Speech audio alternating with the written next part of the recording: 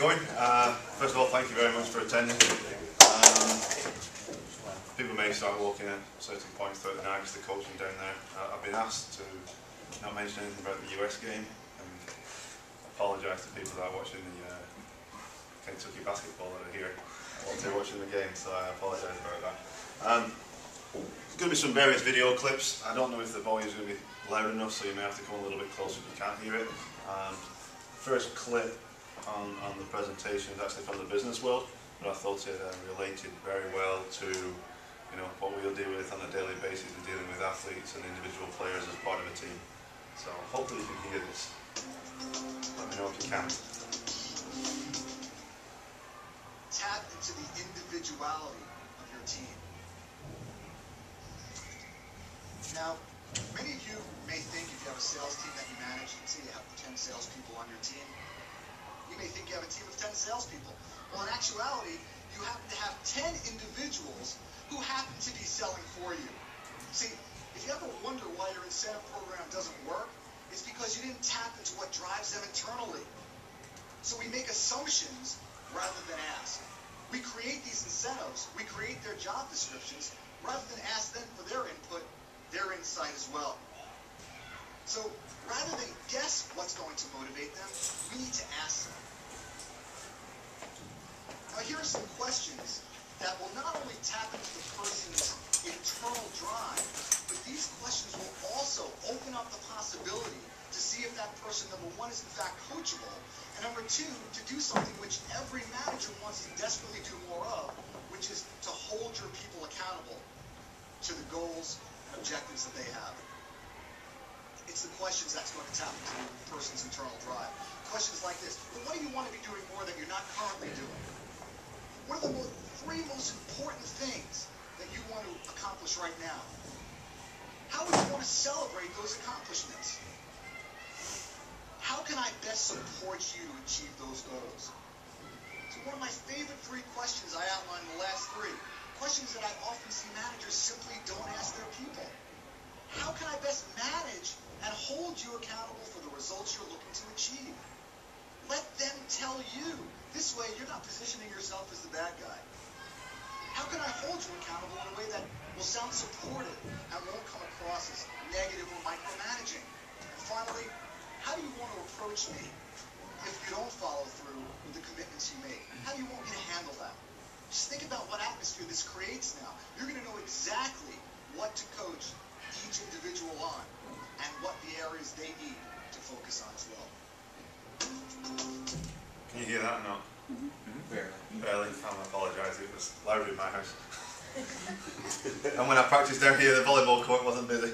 I did this presentation about 3 months ago for an e-license. I've added various things. So some of it, as you go through here with team selection, pre-season, in-season, post-season, especially in the tryout phase, we've got various levels of coaches in here. Some of us are select coaches that don't have any responsibility within the club, so you'll be holding your own tryouts. So I tried to cater to all levels in regards to what you should be looking for as you head into your season and your tryouts and everything else. First thing obviously is where will tryouts be held for the current Premier and elite level teams within our organisation. That's obviously held down here at Town and Country, and most of these couple of slides coming up will be answered by our full-time staff anyway. But for our select levels, it's an important factor. You need to rent facilities. What happens if those facilities aren't available on that specific night, whether it's rain, snow, who knows? Where can you go? What's your backup plan? Various things like that as you move through the system. Who's going to help you at tryouts? Down here we'll have our full-time staff, we'll have our paid coaches, and depending on the level we'll also have our parent coaches out there on the field. As a select level, are you looking for parent assistants? Are you looking for parent helpers? The list is endless. I'm sure there's plenty of people wanting and willing to help you. It's just how many people you actually want on the field at any one time in order to get something achieved, which is important as you go into this process, because you don't want to arrive at the field and have 20 people come up and say, I want to help, I want to do something. Probably designate people prior to going into that tryout so everything runs a little bit smoother. Next thing will be, prior to tryouts, is how many players you're looking to be on a roster. This is the same for our elite level or our select level. We tend to, at 6v6 soccer, go with a roster of 9.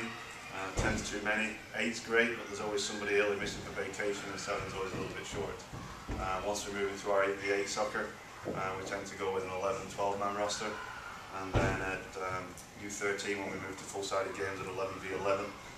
Depending on the age, we'll probably go with a 15 to 18 man roster, and on occasion, with our 18 and U19 teams, we'll go with a 22 man roster. Mainly because people don't show up, or are on vacation, or are working, or what have you. It makes it difficult to sometimes field of 11 players. Next thing I'd ask yourselves would be, what type of player are you looking for? The more homework you can do before prior going into tryouts, the better you're going to be prepared. I think this comes down to the age group as well. It's important that you go into it with an open mind. Are you looking for just soccer players? Are you looking for people in certain roles? Are you looking for aggressive, fast players? Are you looking for skillful players? My personal opinion at the younger ages is you're looking for soccer players and a desire to get better. I don't think we are position orientated in our youngest of ages. It's important to get an athlete that's willing and wanting to get better at soccer with those skills. I don't think at 8, 9, 10, 11 and possibly 12 you're going to be looking for a centre forward, particularly when you come to tryouts.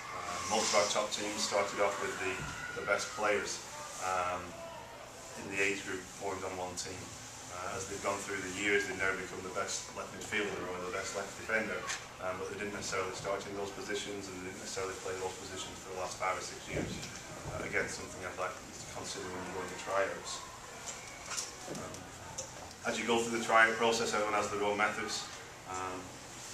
We do a lot of playing. We believe we like to see our players in a small-sided environment, 3v3, 4v4. We're not really interested on how fast they can run from one side of the field to the other.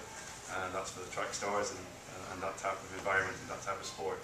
We want to see what they're like on the soccer ball. Are they comfortable? Are they engaged in the game? Definitely it changes as we go through the ages. We get to the older age groups. It does become more of an individual tryout where we're looking for specific positions on the field. But at our younger age groups, you'll see, as if you've been involved with us before in the last 2 years, a lot of it's small-sided games. I think you can see a lot from that. You don't want to go to full-sided games with the small kids.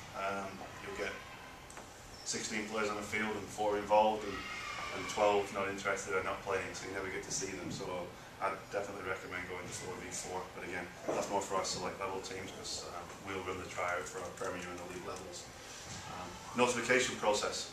There's so many different ways these days on communicating with people. Probably the least one used these days is face-to-face. But you've got email, you've got cell phone, you've got internet, you've got text messaging, you've got Twitter, you've got everything you want. How are you going to respond to your parents? How are you going to let them know what team the daughters or sons have made? Again, that needs to be in the works as you're going through tryouts, so as parents leave, they know how they're going to be communicated with in regards to making a team or not making a team. Questions, and please feel free to fire questions all the way we go through this. Questions? No? As you go through that tryout, you finish that tryout, you've named your players. It's important, I think, that you give them a certain period of time to let you know whether they want to be a part of the team or not. Some players will tell you within seconds of picking the phone up. Other players will be at other tryouts. They'll try and drag it out for as long as possible. Deadlines are great, but nobody really keeps them from the parent and player side. It makes it hard to form those teams, but I would definitely try and give them some sort of deadline in order to get back to you if they don't want to give you an answer there and then. I'd try and specify before you leave the tryout that you're looking for an answer when you get that phone call or you get that email or whichever way of communication you're going to go through it. As you go into that season, I'd definitely recommend that you set up a team meeting. It's definitely something that needs to be done. Players need to get on the right page, and parents need to know what's going on. I don't know how many of you guys in here have actually had team meetings yet. Most teams are starting next week and heading into tournaments. It's important, especially in today's age where parents and other siblings are so busy doing other sports and going everywhere in the world. It gets more and more demanding as you go through the process, but people are looking for a year in advance calendar, a 2 year in advance calendar.